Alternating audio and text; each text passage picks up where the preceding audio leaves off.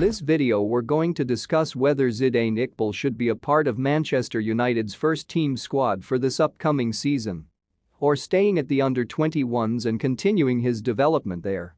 Well, if United fail in their attempt to sign Frenkie de Jong from Barcelona and do not bring in another central midfielder, then I believe Zidane Iqbal at the age of 19 looks more polished, mature and confident in general play than Elanga, Rashford and Greenwood did when they were propelled into the first-team squad.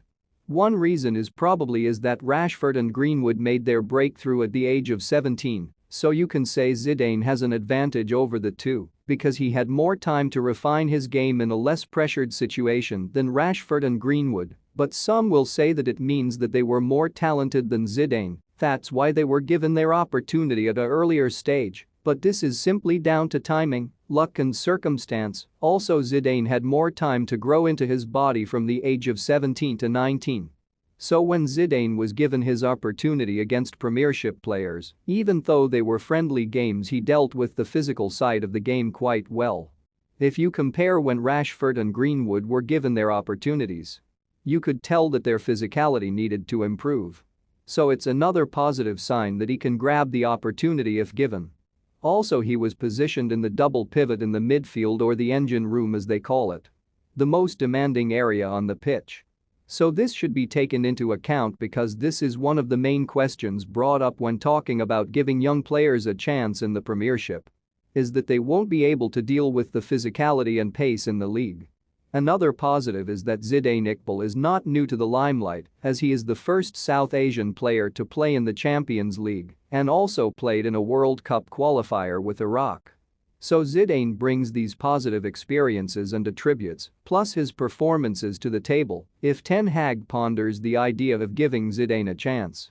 I honestly believe Zidane Iqbal has the qualities to succeed at Manchester United.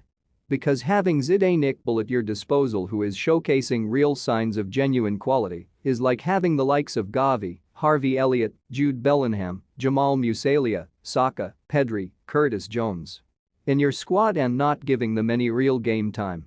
While on tour, Zidane Iqbal was deployed in midfield in a double pivot similar to the way Frenkie de Jong will be used. What surprised a lot of people was his maturity and his calmness in pressurized situations and not shying away from taking responsibility. Now, if you've been watching Zidane in the under-18s and the under-23s, he was used as an attacking midfielder in the under-18s because he possessed good creativity and trickery while having good dribbling and ball manipulation, which brought a lot of attention to him. When he got moved up to the under-23s, he was being used in a double pivot last season before Ten Hag put him in that position on tour. Zidane had a year in the under-23s to adapt and refine his game to his new role. He is now able to use his skill set, like his dribbling and creativity, which he would normally use in tight spaces in the final third of the pitch. So he is able to deploy those abilities in certain circumstances, like in midfield. He can help the team by keeping possession of the ball in difficult situations and by slowing the pace of the game down so the team can regain control, or add pace to the game by running through the midfield with the ball. It is the same scenario the likes of Paul Scholes, Marco Verratti, Andrea Pirlo, Xavi, Thiago adopted. That's one of the reasons why they have such good composure on the ball, because they all started their careers as attacking midfielders.